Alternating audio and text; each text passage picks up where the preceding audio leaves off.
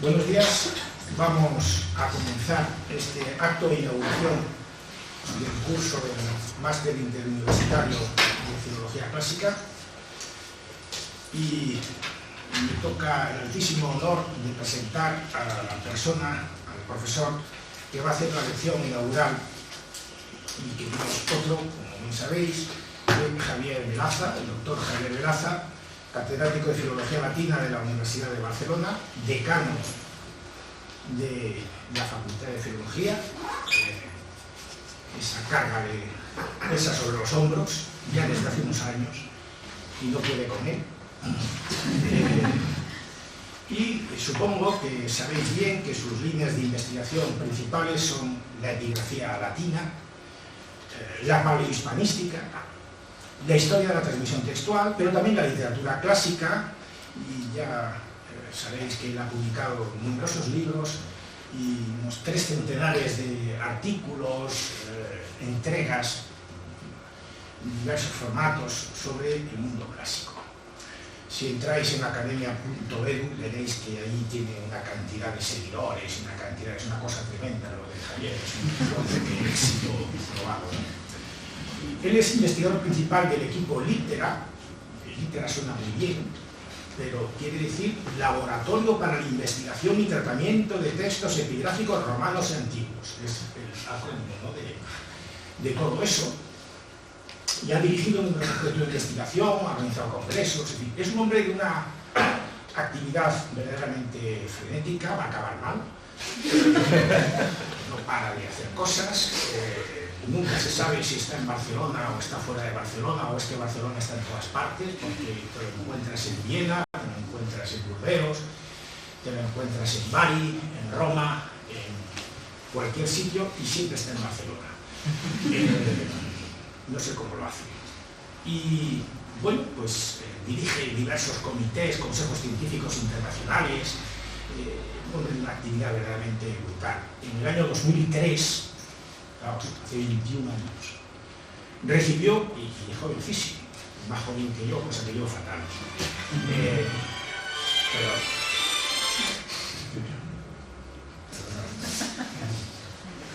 no os digo quién es, porque muchos de vosotros lo sabéis, es mi hijo. Siempre estamos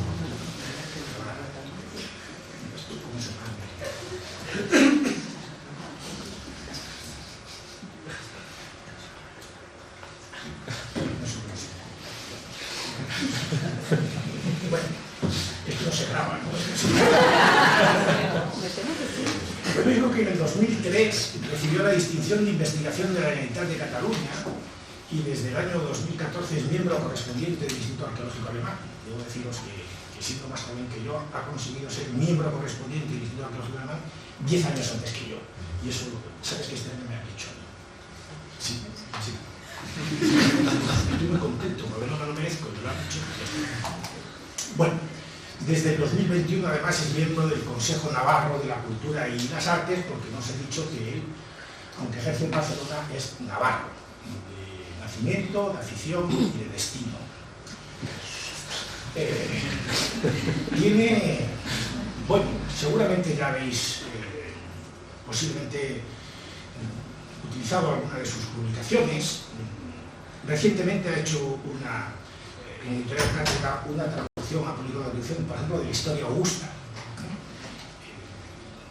Importante contribución al conocimiento o al desconocimiento de la Historia Augusta, ¿no?, esa obra tan compleja, tan complicada, tan interesante. Por cierto, a propósito de la Historia Augusta, antes de ayer se inauguró en Madrid Centro una exposición de la colección de Percy Simón, el mexicano que trae su colección de arte a España, y uno de los cuadros que se exhiben es Las Rosas de Heliogábalo, de Alma Tálima, que es un cuadro de obligada visita para cualquier estudiante de filología clásica, ¿no? Bueno, pues, y si no sabéis de qué va eso de Las Rosas de Heliogábalo, leeros la Historia Augusta traducida por Javier Velaza. Bueno, pero ha publicado numerosas contribuciones, ya lo he dicho, sobre lenguas paleohispánicas, lenguas preromanas de la península ibérica, sobre su epigrafía, el Lexicon der Iberischen Schriften, el léxico de las inscripciones ibéricas, bueno, podría mencionar muchas publicaciones. La historia del texto de Terencio en la antigüedad ha hecho una contribución importantísima también a la transmisión del texto de Virgilio. Ha publicado los fragmentos de Valerio Probo. Bueno, hay epigrafía, ha hecho de todo, ¿no? Forma parte del comité editorial del Corpus Scriptum Latinarum y por tanto es una persona autorizadísima para hablar de cualquiera de estas cuestiones, de epigrafía latina, de epigrafía prerromana, de transmisión textual, de literatura clásica, de lo que sea.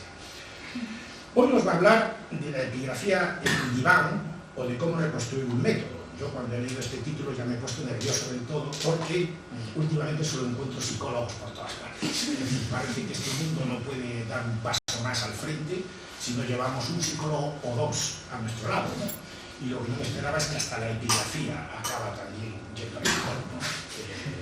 Bueno, vamos a ver cómo... Pero yo creo que no daríamos una imagen cabal de Javier, el profesor Velaza, mencionando tan solo sus muchísimos éxitos académicos, científicos, quizás en lo que procede aquí, pero yo creo que sería una falsa idea de lo que debe ser la formación de un clasicista en nuestro tiempo. No se trata solo de escribir artículos académicos para entrar dentro de la religión del cuartil número 1, cuartil 2 o cuartil... No, esto tiene que ser un estilo de vida. Ser estudiante de clásicas o dedicarse a las clásicas es un estilo de vida. Y eso significa que hay que procurar que ese discurso académico cale hasta lo más profundo de nuestros huesos y que no sepamos andar por la vida sin ver por todas partes el mundo clásico. Es decir, si nos compramos un bolso de Versace, pues que veamos que ahí está la cabeza de Medusa, porque Medusa, etcétera, etcétera, ¿no? Y si vamos por la Gran Vía paseando, pues que veamos las flechas que hay en la acera, que las ha tirado la diana aquella que hay en lo alto de la... al otro lado de la Gran Vía, ¿no? Eso es estudiante de clásicas o dedicado a la clase. Y él, pues para que eso lo vive de una manera muy especial, que es escribiendo poesía. Porque la epigrafía no es incompatible con la poesía. Parece mentira, pero es así. Y ha publicado unos cuantos libros de poesía, Mar de Amores y Latines, de un Dios bisoño, Los Arrancados, en Beses, ahora recientemente, bueno, en el año 2022, El Campamento de los Aqueos, nada más y nada menos. Y bueno, colabora habitualmente además como crítico literario y musical, porque es un extraordinario aficionado también al mundo de la ópera, ¿no? Como algunos que están aquí en esta sala, y en diversos medios de comunicación. Para que veáis, bueno, cómo se puede compaginar el estudio de la epigrafía con la expresión profunda de la emoción que produce el conocimiento de los clásicos una vez que uno los integra como experiencia de vida, me vais a permitir simplemente que os lea uno de sus poemas. A mí me encantan. Evidentemente, los que más me gustan son los que más tienen que ver con el mundo clásico. Los otros son perfectamente imprescindibles. Él sabe que siempre me gusta leer, porque no es la primera vez que lo presento, siempre me gusta leer uno dedicado a Pan Anquises, que me motivó a mí a escribir yo mismo un poema sobre ese mismo asunto, el único que he escrito y que por supuesto no he publicado, porque yo no soy poeta. Pero hoy voy a leer otro, que me parece particularmente bonito, y que os lo regalo a todos vosotros, a los que iniciados del máster este curso. Se titula 27.000. ¿Cómo un ciego podría saber que son rosados los dedos de la aurora, que Menelao es rubio, que el mar de los troyanos tiene el color del vino? ¿De qué modo podría un anciano acopiar 27.000 versos en su memoria exhausta? Homero no existió. Lo inventaste tú misma. Lo hiciste ciego, anciano, para evitar los celos de aquellos pretendientes fieros que te acosaban. Homero me ha contado, les contabas, y ellos marchaban con sus zafias maneras y sus piojos. y en la noche tejías destejiendo hexámetros, primero de una guerra feroz y sanguinaria, de un retorno después, azaroso e incierto. Odiseo no existió, lo creaste a tu gusto, hermoso, de recursos infinitos, prudente, del linaje de Zeus, inaccesible a Circes, sirenas y calipsos, decidido a volver como fuese a tu cama. En resumen, tu héroe.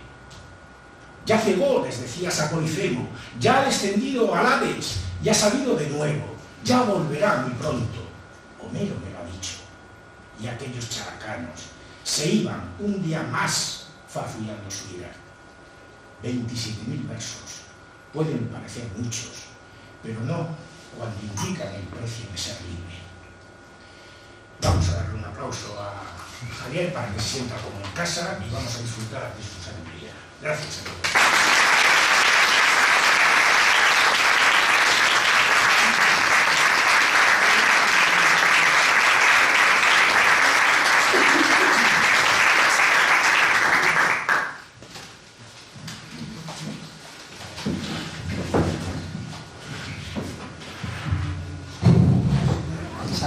Sí.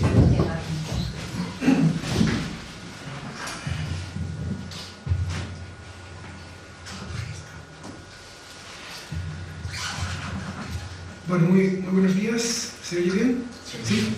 Vale. Cada vez que me presenta el profesor Antón Alvar me dan unas ganas enormes de salir huyendo después de esas palabras, pues, producto indudablemente de la amistad que nos une. Para mí hoy es un día muy especial y muy importante porque venir a la inauguración del máster en estudios clásicos de las 3 universidades públicas madrileñas lo considero un extraordinario honor. Y el hecho de que, además de los protagonistas de la jornada, que son los alumnos del máster, pues hayan venido queridísimos colegas y amigos de muchos años, pues me hace sentirme como en casa.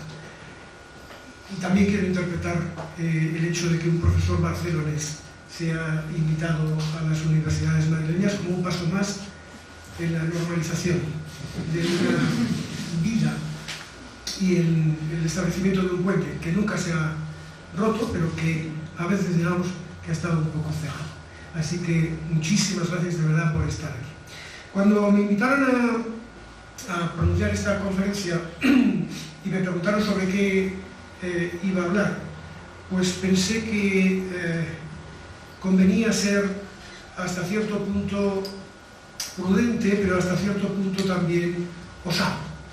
De manera que el título que la encabeza, la epigrafía del diván, o de cómo reconstruir un método, ha de tomarse evidentemente como una provocación, pero una provocación a la reflexión. Yo no voy a dar soluciones mágicas sobre lo que considero que es un problema conceptual y epistemológico importante, que venimos acarreando desde hace la friolera de 2 siglos y que afecta a una disciplina como es la epigrafía, que forma parte más o menos esencial, según la perspectiva, de lo que conocemos como estudios clásicos.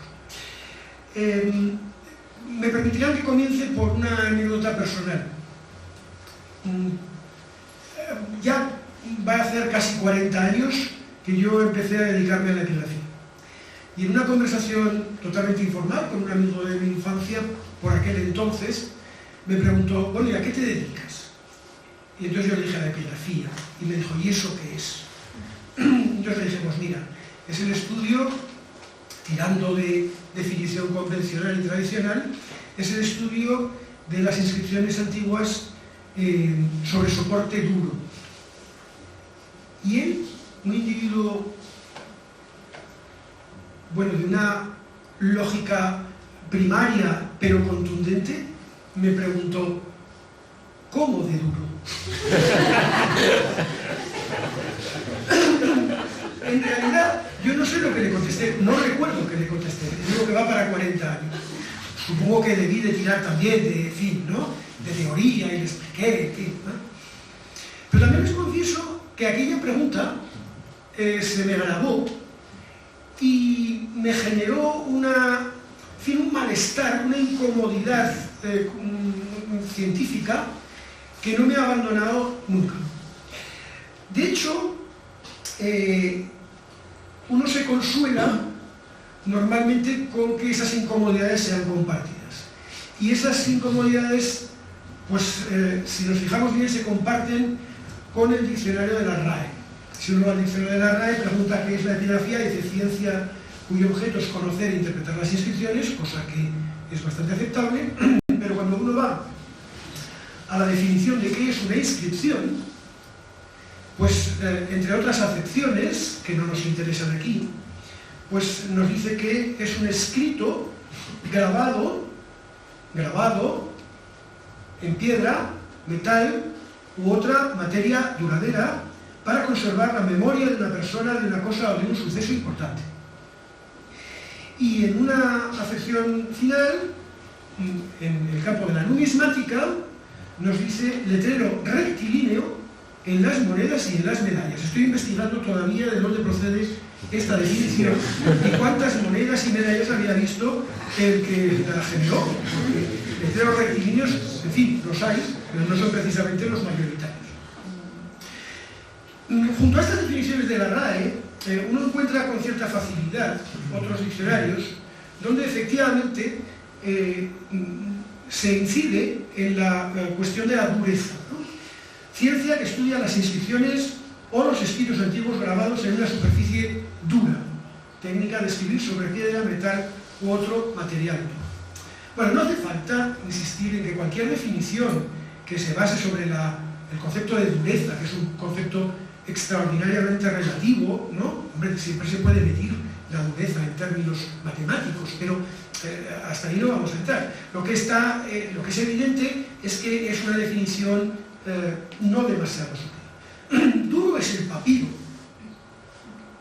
En Egipto lo es, permanece, sobrevive. No lo es aquí. Duro es el pergamino, en otras condiciones, pero sabemos que la epigrafía nunca se ocupó de los papiros ni se ocupó de los pergaminos por unas razones históricas diferentes.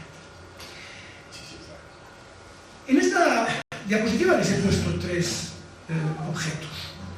En la parte superior izquierda tienen una carta sobre plomo, en la parte inferior tienen una carta sobre madera y en la parte derecha una carta sobre papiro.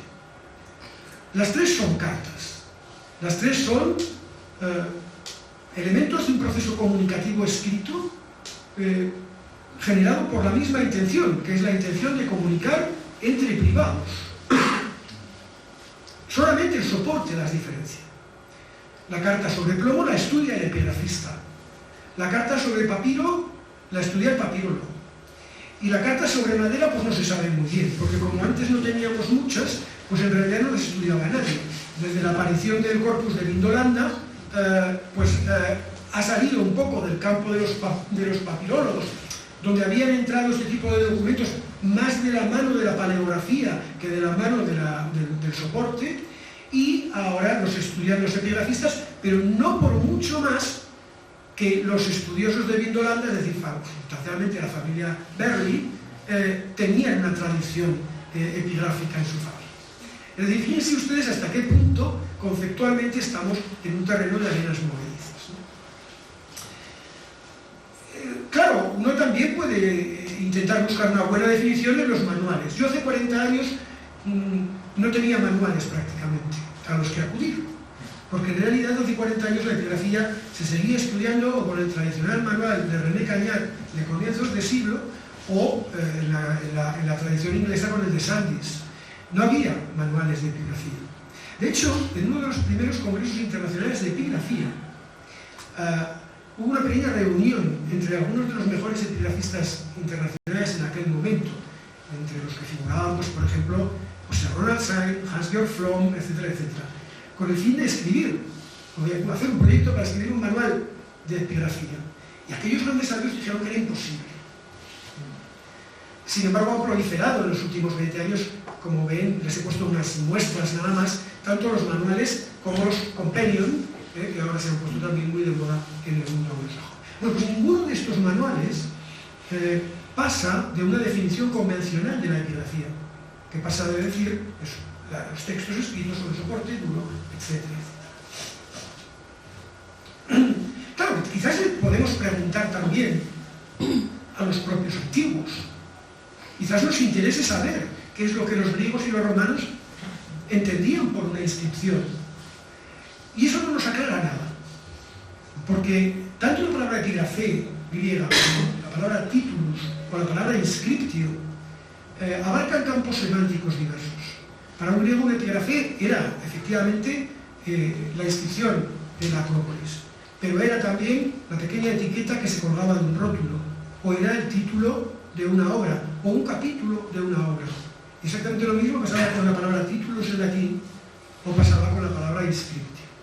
Es decir, léxicamente, lo que nos está diciendo ese contexto es que los antiguos, griegos y romanos, no habían desarrollado una retórica de la comunicación epigráfica ni un léxico específico. Para ellos, una inscripción podía ser muchas cosas diferentes y no siempre relacionadas con lo que nosotros entendemos como terreno de la epigrafía. ¿Qué hacer entonces? Bueno, yo reconozco que a mí me tranquilizó mucho este artículo. En el año 2012, Silvio Panchera, uno de los grandes maestros de la epigrafía, en uno de sus últimos artículos se atrevió, por fin, a titular el artículo ¿qué es una inscripción? Porque en realidad nadie sabía definir qué era una inscripción, ¿no?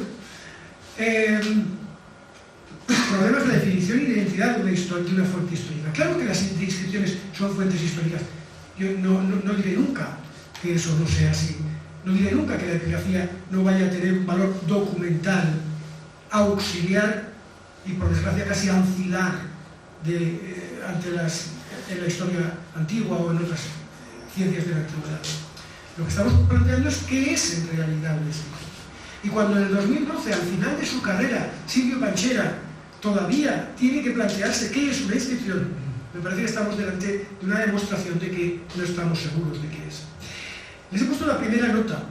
En la nota, Silvio Panchera dice a quiénes consultó para documentarse. Pues a Alfred, a John Boder, a Giuseppe Camodeca, a Carlo Carletti, a William Harris, a Silvia Marengo, a Mark Mayer, a Giovanni Menella, a Petrucci, a Rifà, a Antonio Sartori, a Manfred Schmidt, a Fausto Ceri, a lo más granado de la epigrafía mundial. Luego dice Panchera, y no es una captatio benevolentia, ni es un tópico, sino que es verdad que lo que él acaba diciendo en el artículo es fruto de sus propias ideas y no necesariamente la opinión de aquellos colegas a los que había consultado. ¿Por qué? Porque Panchera llegó a una definición muy restrictiva de lo que era una inscripción. Les traduzco la parte final. Yo hoy propondría considerar como inscripción cualquier tipo particular de comunicación humana escrita del tipo que hoy llamaríamos unidireccional, en el sentido de que no anticipa que se dará una respuesta proporcionada al remitente y que tiene la característica de no estar dirigida a una persona o a un grupo, sino a una colectividad, y que por ello se hace con la ubicación, la técnica de escritura, la forma gráfica, la impaginación, el modo de registro de expresión elegidos porque son los más adecuados para la consecución de su objetivo previsto, y que se diferencia de esta manera de otras formas de expresión verbal contemporánea, comunicación oral, literaria o documental. Con esto, reafirmo el concepto de escritura epigráfica como escritura desviada, según el tiempo y el lugar, naturalmente, en el sentido de que adopta una forma de escritura que es diferente, en su medio o técnica o en ambos, según su finalidad prevista. Al mismo tiempo, sin embargo, también quiero llamar más la atención sobre la otra característica esencial y peculiar de una inscripción, a saber, su destinación a una colectividad. Es decir, en suma, Panchera dice que una inscripción tiene que estar obligatoriamente dirigida a una colectividad y que ha de ser unidireccional. A nadie se le oculta que esta definición excluye toda una serie de textos que nosotros consideramos epigráficos o que trabajamos convencionalmente dentro de la epigrafía. Pues, por supuesto, hemos visto las cartas sobre plomo, estas hay que eliminarlas. Las cartas sobre madera también. Las de ficciones, en tanto en cuanto, bueno, no solamente no están dirigidas a una colectividad, sino probablemente no están dirigidas a una divinidad que no las va a leer, ¿no? Las tabelas que data en su mayoría, por ejemplo, este documento que es una partida de nacimiento de Alejandría, son documentos no dirigidos a una colectividad. Por ejemplo, todos los tituli picti de las ánforas del Testacho no están dirigidos a una colectividad. Tampoco los textos, por ejemplo, de la Wolfsang o los textos que se generan en una figlina y que están dirigidos como mucho a un fibulus vecino o sinceramente solo a ponerse en lo alto de una casa, ¿no? Los óstraca. Y de toda la epigrafía parietal, pues solo aquellos textos dirigidos a una colectividad entrarían en epigrafía, con lo cual tendríamos que empezar ya a entrar en Pompeya y discernir cuáles tiene que trabajar un epigrafista y cuáles no. Y la pregunta es, aquellos que no son parte de la epigrafía, ¿quién los va a estudiar? ¿A qué disciplina competen? ¿Quién es el que ha de dedicarse a eso? En fin, yo no soy el primero en digamos, alejarme de la definición de Panchera. Creo que en realidad no alcanzó un excesivo éxito. Autores como Peter Kruschwitz ya mostraron su rechazo desde el comienzo, pero sobre todo creo que tiene un mérito fundamental, que es el de haber puesto sobre la mesa la necesidad de determinar qué es una inscripción y cómo se, digamos, delimita conceptualmente la ciencia de la epigrafía. Eso, todos aquellos que no lo han aceptado están en su derecho, pero ninguno ha ofrecido una alternativa, lo cual me parece que es bastante, bueno, sospechoso.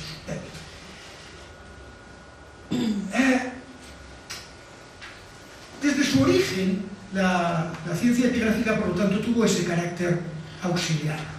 Y durante todo el siglo XIX, su momento de desarrollo, todo el siglo XX, pues funcionó perfectamente.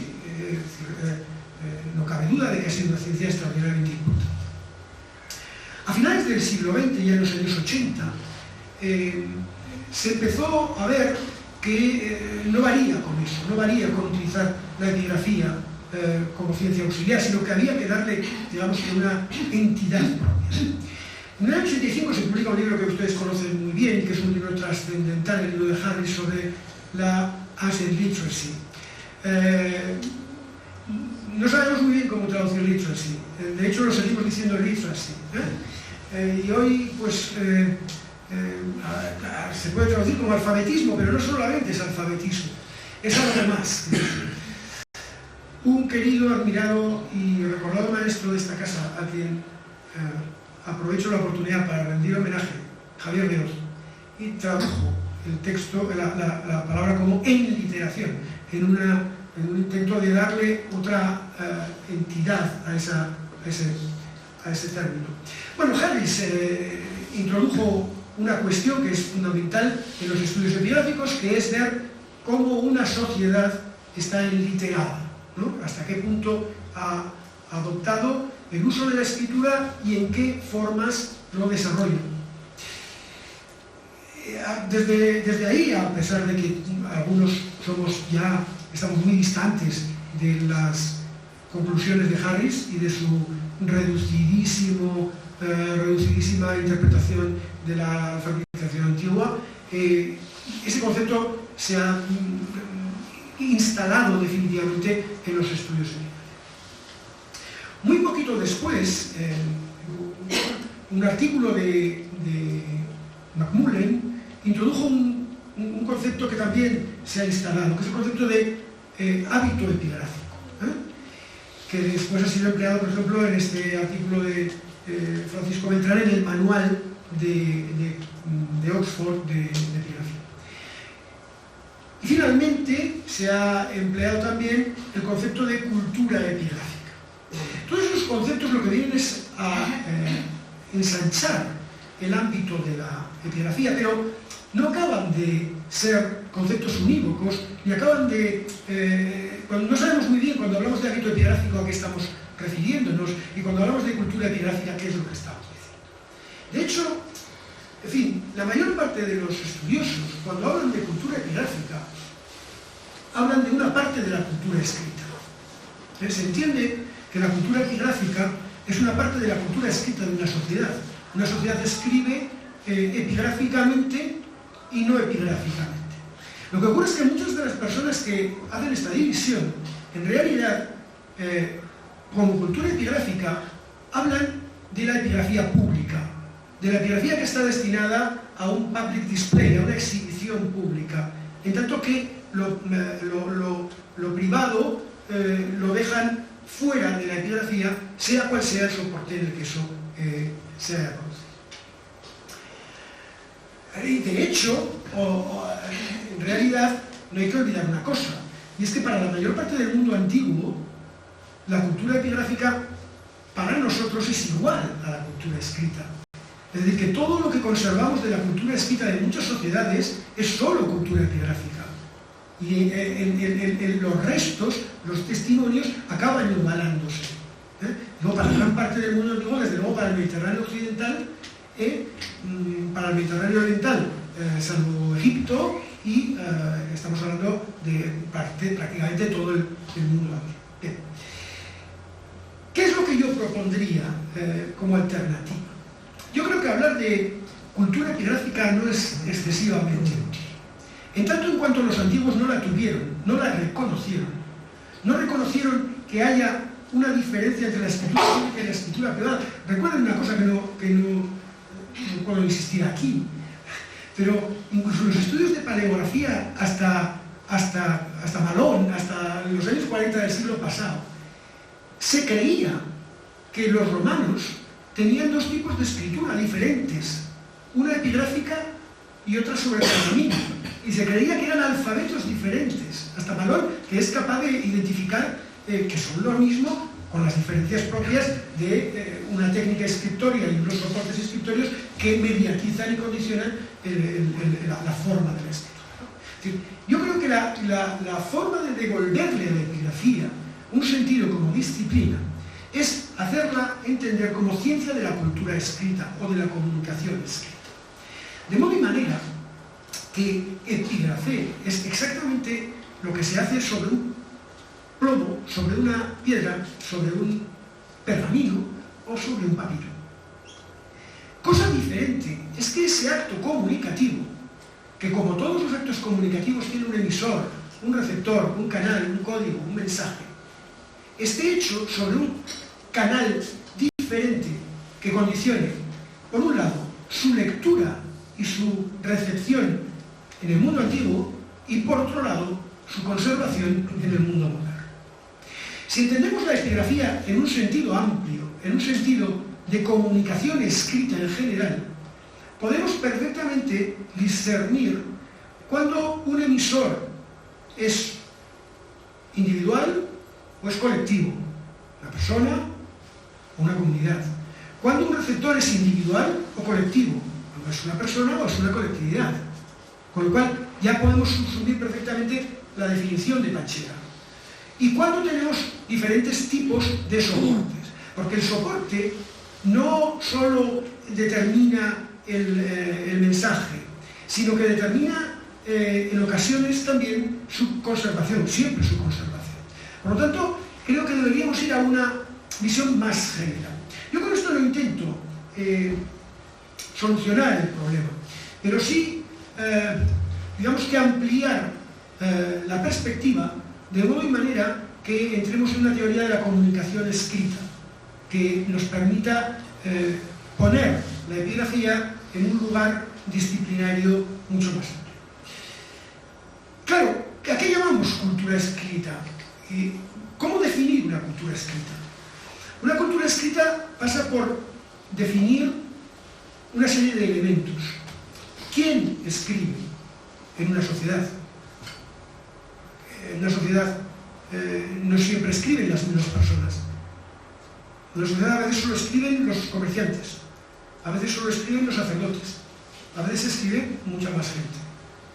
Hay que determinar quién escribe en esa cultura. Hay que determinar dónde escribe. Cuando digo dónde, digo sobre qué tipo de soportes, pero digo también en qué contexto escribe. Si escribe en el emporio, si escribe en el templo, si escribe en el scriptorium, si escribe... ¿Cuándo escribe? ¿En qué momentos del desarrollo de esa sociedad se escribe? Porque no todas las sociedades escriben en todos los momentos. ¿Para qué se escribe? ¿Cuál es la finalidad de la escritura? ¿Cómo se escribe? ¿Cuáles son las técnicas de escritura? ¿Desde cuándo se escribe? Es decir, ¿cuándo desarrolla la escritura una sociedad? ¿Hasta cuándo? Si es que la sociedad deja de escribir, como sucede en algunas. ¿Y cuánto se escribe? ¿Cuál es la intensidad de la escritura en esa sociedad? Esto es una reflexión absolutamente perogrullesca. Pero prácticamente no somos capaces de responder a esas preguntas para casi ninguna cultura epigráfica del mundo antiguo. Desde luego no para la romana. Desde luego no para la romana. No sabemos cuál es la intensidad de la escritura del mundo romano. No sabemos desde cuándo se escribe y sobre qué soportes. No sabemos quién escribía en la mayor parte de los casos. Curiosamente, para las culturas escritas más fragmentarias, más reducidas, somos capaces de responder a más preguntas que para las grandes culturas epigráficas. Porque aquí tenemos un problema siguiente, es decir, bueno, la cultura escrita, ¿de quién? ¿De los romanos? ¿Es útil hablar de la cultura escrita de los romanos en términos generales? Bueno, para dar una clase probablemente sí, pero en términos generales la verdad es que la fotografía nos saldría distorsionada. No es lo mismo la cultura escrita de Roma en el siglo VII a.C. que la cultura escrita en el siglo I, pero no es lo mismo la cultura escrita en Mallorca que la cultura escrita en Brixia. En realidad, la cultura escrita, a pesar de que hablemos del mundo romano, que es un mundo extraordinariamente globalizado y extraordinariamente homogeneizador, la cultura escrita geográficamente y cronológicamente es muy diferente. Bien, la segunda parte de lo que les quiero contar a partir de aquí es que esa epigrafía, a mi modo de ver, necesita una perspectiva de trabajo comparatística. Antonio Alvar suele decir que saber es comparar. Y creo que eso es fundamental también en esta disciplina.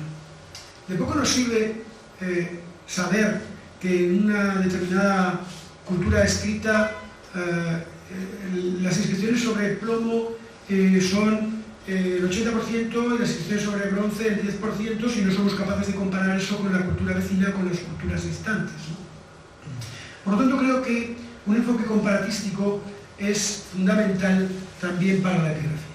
No hace falta decir que la comparatística ha sido fundamental en el desarrollo de la mayor parte de las ciencias del espíritu y de las ciencias humanísticas de nuestro mundo, es decir, de la lingüística, en la teoría de la literatura, en la arqueología. El comparatismo es fundamental. Nosotros, por desgracia, en epigrafía casi no hemos fomentado esa visión, porque en su origen la disciplina epigráfica fue compartimentada de una manera muy radical y se especializó desde muy pronto en diferentes ámbitos lingüísticos. Después volveré sobre eso. Si ustedes me preguntan, bueno, ¿para qué vamos a hacer epigrafía comparada? Pues los que nos dedicamos a lenguas y a epigrafías fragmentarias hemos tenido que hacer de la necesidad virtud. y hemos empezado a trabajar casi sin saberlo en epigrafía comparada porque necesitábamos elementos que nos iluminaran escrituras, culturas epigráficas y lenguas que nos son muy desconocidas. Voy a poner dos ejemplos que proceden de la cultura epigráfica de los iberos, que como ustedes saben tiene la particularidad de que bueno, contamos ya con 2.500 inscripciones, pero desconocemos absolutamente o casi absolutamente su lengua. ¿De acuerdo?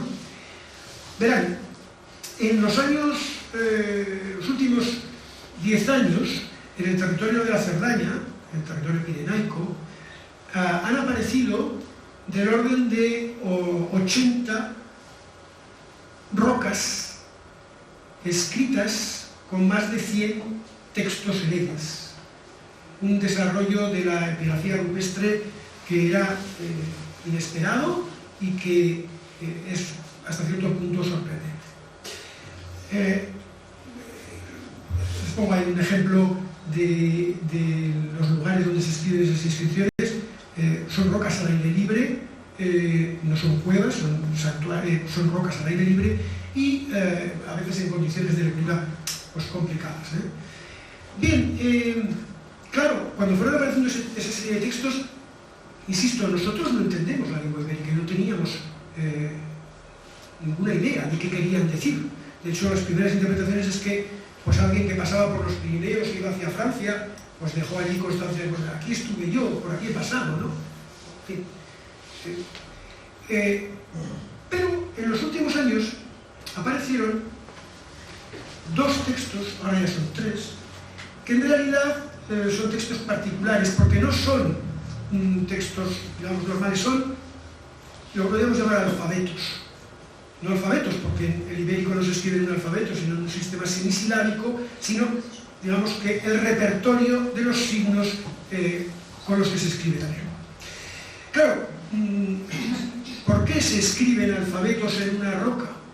Pues alfabetos en una roca se escriben no solo aquí, se escriben, por ejemplo, en Italia, en la Val Camonica, en santuarios religiosos al aire libre, donde los creyentes, donde los fieles van y entre otros textos votivos escriben el alfabeto. Escribir el alfabeto en el mundo antiguo, por supuesto, se puede hacer para enseñar a escribir, no para enseñar a leer, porque para enseñar a leer se emplean otras técnicas que pasan por lo silábico. Para enseñar a leer no se enseña la N, sino la N con la A, la N con la E. Pero se pueden utilizar para escribir. Pero cuando esos alfabetos aparecen en lugares o en soportes que tienen que ver con el mundo religioso, no estamos hablando ya solamente de textos relacionados con la escritura. Por ejemplo, nos podemos ir al mundo marítico, nos podemos ir al mundo semítico, nos podemos ir al mundo fenicio, nos podemos ir naturalmente al mundo griego, en soportes y en lugares claramente religiosos, como este Stamnos de Metaponto, como esta famosísima copa Beocia, como podemos ir al mundo etrusco, donde encontramos este búquero de Viterbo. Podemos ir al mundo romano, más explícito todavía, porque claro, uno puede dedicar a Júpiter óptimo máximo doriquero, le puede dedicar un alfabeto. O en Carnuntum, también en el templo de Júpiter doriquero, le puede dedicar un alfabeto ex visu, es decir, a raíz de una visión de la divinidad, le dedica un alfabeto. O podemos ir a Pozzuoli, también en el templo de Júpiter doriquero, está sin explorar la relación que tiene el alfabeto justamente con Júpiter de Dorique. Si alguien tiene tiempo para explorar, es un artículo muy bonito. O podemos ver cómo ese alfabeto pervive en el mundo cristiano, en esta jarra ceremonial donde tenemos alfabeto, A, B, C, el alfabeto no tiene que estar completo, ya junto con el pez y con la cruz. O podemos ir al mundo medieval, donde en el monasterio de Moissac nos aparece el alfabeto en un juego de letras, que es A, X, B, V, C, T, es decir, la primera con la última, la segunda y la penúltima, la tercera. O podemos incluso ir entre los centenares de ejemplos que no puedo sacar aquí, al Pontificale Romanum, donde se nos dice cómo hay que hacer, cómo ha de hacer el obispo para santificar una iglesia. Y para santificar un templo, el pontífice, con la mitra y el báculo pastoral, lo que tiene que hacer es, empezando por el ángulo izquierdo de la iglesia, escribir el alfabeto griego y luego en contra el alfabeto latín. Es decir, el alfabeto, eso ya lo había dicho Dorsalis en el 1911, tiene un poder mágico místico. Este pequeño ejemplo de epigrafía comparada nos permite saber que en el mundo ibérico, donde no entendemos nada, lo que tenemos no es un lugar de paso, sino que tenemos unos santuarios al aire libre, donde los iberos seguramente habían aprendido de los griegos esa costumbre de escribir alfabetos de una manera mágica. Les voy a poner otro ejemplo también del mundo ibérico.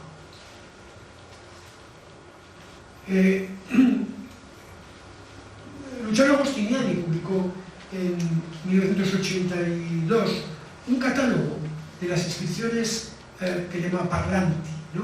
De las inscripciones, de los titulilocuentes de Italia antigua. Agostiniani se dio cuenta pues, de que evidentemente hay toda una serie de inscripciones en el mundo itálico antiguo que hablan, que se expresan en la forma de un yo o yo soy, ¿no? Pues desde el 700 en el mundo etrusco, pues claro, la primera inscripción latina es una inscripción que habla, ¿no? El Marius Medfefa, que Numasi. En el mundo benético, las inscripciones benéticas de este, sobre todo, ¿no? Claro, él hablaba de las inscripciones itálicas, pero tampoco hace falta recordar que la copa de Néstor ya es una inscripción que habla. Pues bien, efectivamente esa tipología los griegos la llevaron por el mundo colonial y la trasladaron pues al mundo colonial del sur de Francia, al mundo de Ampurias. Nosotros tenemos en el mundo ibérico toda una serie de inscripciones que acababan en una forma, bueno, he dicho antes que no sabemos nada de ibérico, sabemos un poquito. Por ejemplo, sabemos reconocer los nombres de personas y sabemos reconocer lo que no son nombres de persona casi siempre, es decir, lo que se añade a un nombre de persona. Pues en inscripciones ibéricas que se supone que se han generado en contacto con el mundo griego, encontramos nombres de persona sufijados o que están acompañados de un elemento que nosotros leemos mal, mi o ni o nai, no sabemos muy bien cómo leerlo, pero que al principio pensábamos que era decir, un sufijo, pero que estudiando bien el contexto de aparición, en realidad vamos viendo que se corresponde con lo que sería una inscripción parlante de ese contexto epigráfico. Hoy, a través de un análisis de epigrafía comparada también, sabemos que ese elemento mi o nai seguramente equivale, bueno, pues no sabemos muy bien si a la primera persona del pronombre personal, es decir, si es yo o si es soy, porque las inscripciones parlantes tienen esas dos variantes, o van con ego o van con sum, ¿no? Entonces no sabemos exactamente, bueno, yo opino por otros motivos, ¿no? Que probablemente es yo, pero eso nos ha llevado a, digamos, esclarecer el valor en ibérico de una cosa tan importante como es el elemento. No hace falta, no diré aquí en público, porque esto lo están grabando, no diré aquí en público, esto lo contaremos luego, que existe la tentación de que, recordar que en vasco la primera persona del verbo ser es naiz, con un prefijo total, y que yo se dice ni. Pero esto, como digo, no lo hemos dicho. menos creo que autorizan o invitan a estudiar desde un punto de vista comparativo nuestras culturas, porque al menos para las culturas menos conocidas no son muy útiles, pero no son. Yo diría que la etnografía comparada podría definirse como el estudio comparativo de las diferentes culturas escritas, sus características socioculturales, su génesis, su desarrollo y evolución y las relaciones que se establecen entre ellas. Verán, una vez establecidas dos culturas escritas, entre ellas se producen diferentes tipos de relaciones. Por lo menos tres son muy importantes. Las relaciones de sustrato, de abstrato y de superestrato. Les voy a poner tres ejemplos para que vean a qué me refiero con eso. Volvamos al mundo ibérico. Los iberos escribían su lengua, habían desarrollado una cultura escrita al menos desde finales del siglo V a.C. Pero esa cultura escrita era una cultura escrita, digamos, de carácter colonial y de carácter sustancialmente privado. No habían desarrollado una escritura pública, no habían desarrollado una escritura de exhibición colectiva. Eso no sucederá hasta que no se produzca el impacto de la cultura romana en Hispania, es decir, el siglo II. Por lo tanto, ¿qué sucede entre la cultura epigráfica ibérica y la cultura epigráfica romana? Pues un fenómeno de superestrato. La cultura epigráfica romana se sobrepone a la cultura ibérica, no la hace desaparecer por lo menos durante 2 siglos. Lo que ocurre es que la cultura ibérica toma soportes y usos y tipologías de la escritura, a veces también formularios, de una cultura que ejerce la función de superestrato. Abstrato, disculpen la desfiguración del informe. Abstrato es la relación de dos culturas epigráficas vecinas entre sí. Los celtíbeos, que habían desarrollaron una cultura epigráfica a partir de probablemente finales del siglo III también, curiosamente no habían empleado de una manera al menos general la escritura para la comunicación entre privados o para escribir cartas. Si lo habían hecho sobre soportes planos y nosotros no tenemos constancia de eso. Quienes sí que lo habían hecho de una manera muy insistente eran sus vecinos, los iberos, de los que contamos con decenas de cartas sobre plomo. ¿De acuerdo? Bueno, justamente en el territorio de la Celtiberia, que es vecino al territorio ibérico, en el territorio de la Manchuela conquense, apareció la única carta sobre plomo celtibérica. Estamos hablando de un fenómeno de abstrato en la cultura epigráfica. Los celtíberos aprenden o utilizan una función epigráfica que sus vecinos habían empleado desde hacía ya por lo menos 2 siglos. Y finalmente, sustrato. ¿A qué llamaríamos sustrato? Bueno, a la influencia de una cultura epigráfica sobre aquella que se le superpone. Claro, para eso tiene que producirse que una cultura epigráfica se superponga, y la cultura epigráfica que se superpone generalmente es la romana. La romana nos permite ver diversos fenómenos de sustrato epigráfico. Por ejemplo, el uso de inscripciones estampilladas o el uso de las inscripciones pintadas. Los romanos la conocen cuando se superponen a culturas epigráficas que las utilizaban ya y la adoptan para su propia cultura epigráfica. Este tipo de elementos son fundamentales para comprender lo que yo intentaré después explicar como gran desiderado.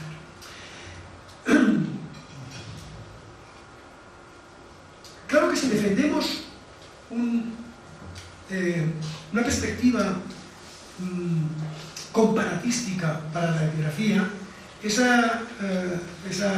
enfoque, como sucede con todos los comparatismos, puede ser al menos de 2 tipos.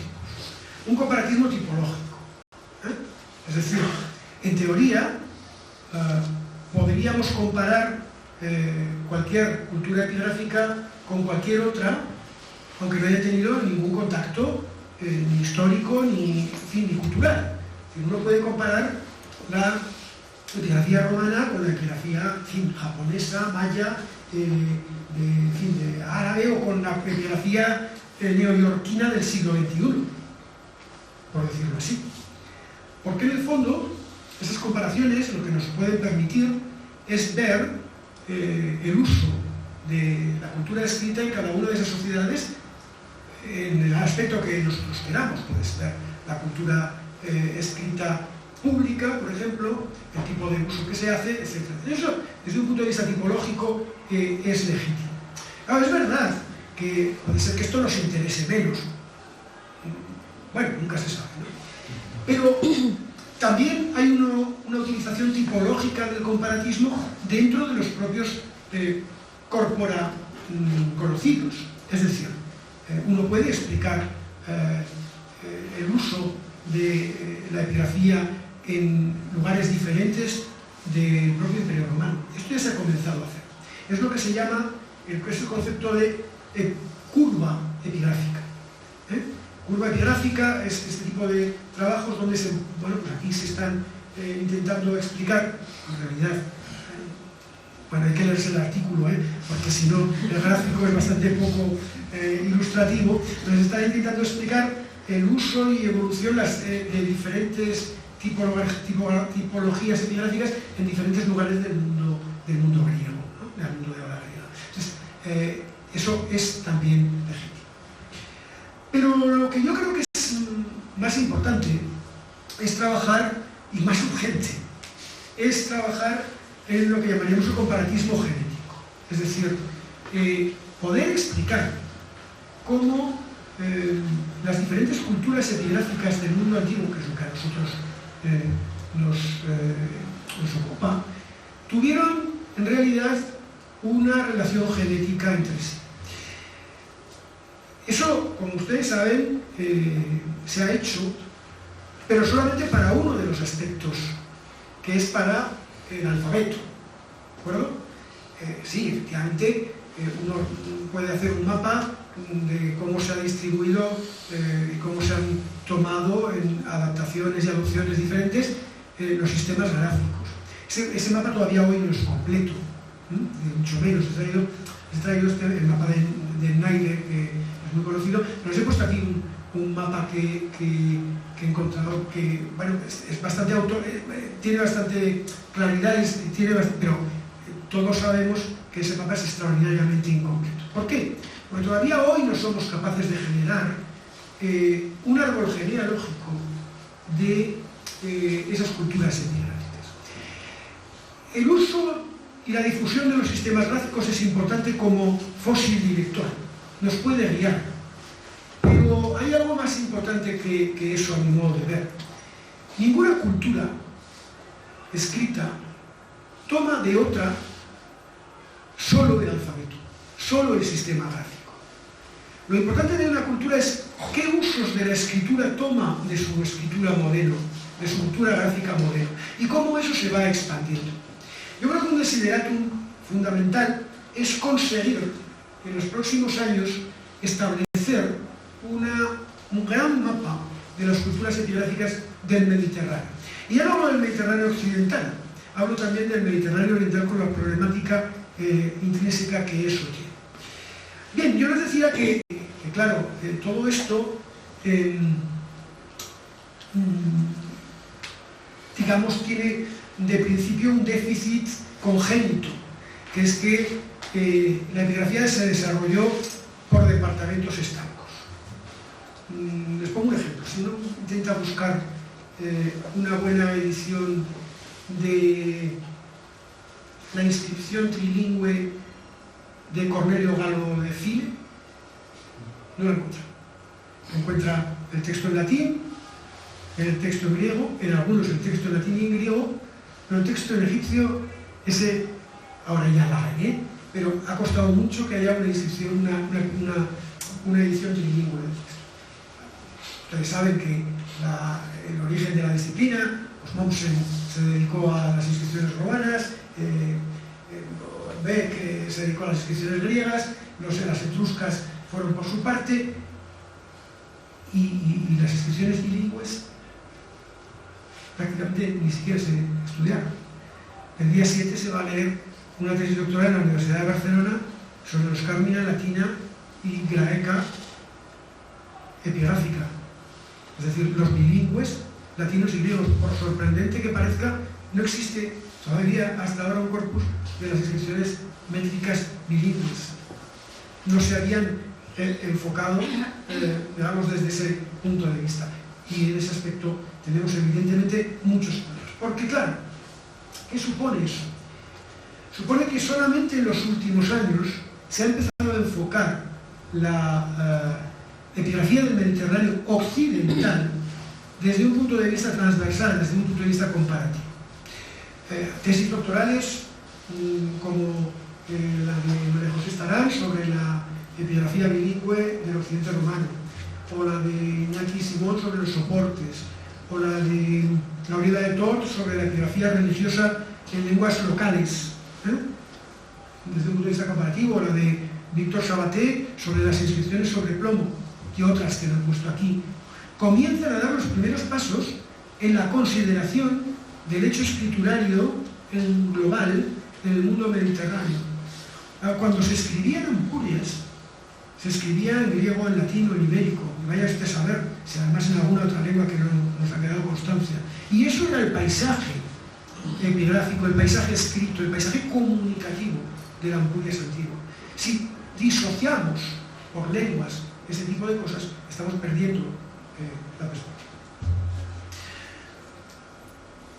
Yo antes les decía que caracterizar una cultura escrita diciendo quién escribe, cuándo escribe, dónde escribe, desde dónde, hasta ahora casi no lo sabíamos. Gracias a los esfuerzos de los últimos años podemos dar respuestas a algunas de esas culturas epigráficas, todas del Mediterráneo occidental.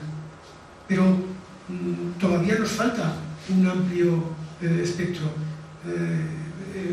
Esta colección de cuadernos del proyecto dirigido por Francisco Beltrán en Zaragoza, de ELO, nos permite una cosa que hasta ahora era imposible. Por ejemplo, conocer cuántas inscripciones etruscas existen. Y cuántas están sobre piedra, cuántas están sobre... Es decir, tener una visión complexiva de esas culturas epigráficas. Pero todavía tenemos muchos problemas. Y yo creo que el fundamental es el de que no tenemos corpora autorizados online y abiertos. Que yo creo que es una de las carencias más llamativas de los últimos años. Y no olvidemos que ya llevamos más de 20 años, 25 años, haciendo corpora epigráficos online. Pero son corpora parciales, son corpora que en algunas ocasiones, bueno, son ambiciosos en cuanto a que intentan abarcar muchas inscripciones, por ejemplo, en las latinas, pero que eso tiene su problema en cuanto a los detalles, es decir, permiten buscar texto, pero no permiten buscar otro tipo de cosas. Yo creo que vamos muy lentos en esto, creo que vamos muy lentos.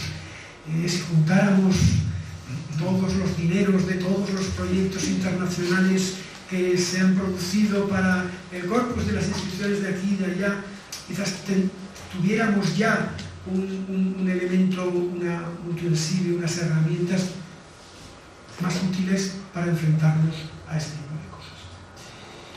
¿Qué líneas de trabajo creo que deberíamos seguir de una manera más o menos inmediata? Bueno, como he dicho, la difusión de los signarios es una directriz que nos puede guiar, pero creo que precisamente hay que darles la vuelta. Creo que, sobre todo en el mundo griego, el problema de la difusión de los signarios ha de enfocarse nuevamente desde el punto de vista de la difusión de las culturas escritas y de los soportes y de las tipologías, que seguramente nos va a dar una visión distinta de lo que tenemos. Hay que estudiar indudablemente los diferentes soportes, es decir, el uso de determinados soportes no es casual. no es poligenético. El uso de determinados soportes se va transmitiendo de cultura epigráfica en cultura epigráfica y ha de tomarse de manera comparativa. Por poner un ejemplo, ahora una discípula mía está trabajando sobre las inscripciones sobre Fusayola en el mundo mediterráneo, una tipología que no ha sido nunca estudiada de manera directa. O por ejemplo, sobre las deficciones, sobre las que hay ya muchos trabajos en los últimos años de Córpora, etcétera, etcétera, pero no se han estudiado de manera comparativa cómo se han difundido determinados formularios de las deficciones de una cultura a otra. No son poligenéticos, se han transmitido de una a otra. Eso, tenemos que marcar esas vías de difusión. De la misma manera, los formularios, he puesto un ejemplo con los titulilocuentes, pero hay muchos formularios aparentemente banales que nos pueden guiar en la forma en la que se han ido difundiendo las culturas epigráficas. Por supuesto, los fenómenos de contacto epigráfico, que están muy poco tratados. Y a partir de ahí, los estudios, digamos, de la imitación o la originalidad de cada una de esas culturas escritas. En fin, ¿y quién va a hacer todo eso? ¿Cuál es el perfil del epigrafista comparado? Pues yo he mostrado antes unas tesis doctorales que deberían estar prohibidas por el Tratado de Ginebra, porque esas tesis doctorales han obligado a que creáramos, los panistas hemos creado, un perfil de jóvenes estudiosos extraordinariamente exigente. Jóvenes que no solo saben latín y griego y la tipología de las ánforas Dressel y las cerámicas de importación, sino que han aprendido pues ibérico, celtibérico, galo, etrusco, venético, falisco. Claro, pero yo creo que ya estamos casi en el límite. No les vamos a poder obligar también a que aprendan pues finitita, nubita, lidio y todas las lenguas orientales, que es de donde al final viene la luz, y viene también la cultura epigráfica. Por lo tanto, creo que es fundamental algo que siempre se dice y que muy pocas veces se hace, que es el trabajo interdisciplinar y el trabajo de comunicación entre equipos diferentes. No podemos llegar hasta, digamos, el final del conocimiento en cada uno de nosotros. Por lo menos, desde luego, yo me siento absolutamente impotente para hacerlo. Y creo que el trabajo entre equipos que hoy por hoy están todavía extraordinariamente incomunicados, aunque a veces les separa un pasillo de la misma facultad, pues creo que es extraordinariamente importante. Verán, para todo eso, en septiembre, ahora hace un año, convocamos en Barcelona el primer Congreso Internacional sobre Epigrafía Comparada.